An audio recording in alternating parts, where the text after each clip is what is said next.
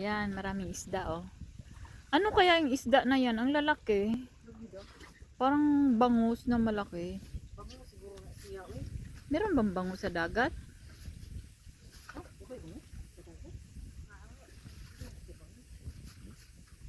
Dito paglagyan ng pagkain yan, lalapit yan sila rito. Sayang, dapat nagdala tayo ng bawal kaya manguha. Uy, lagay mo natin sa plastic.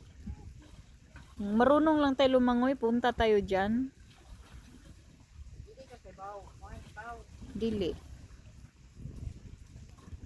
Ganda oh. Buyag.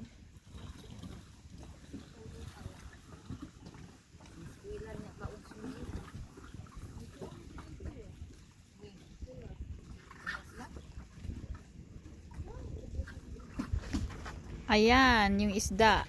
Ayan. Ayan.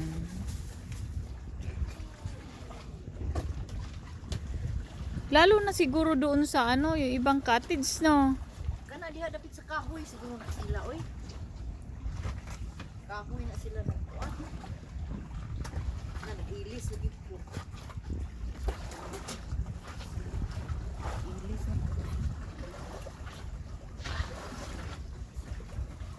Oh, isda oh. Isda at katunggan. Dami.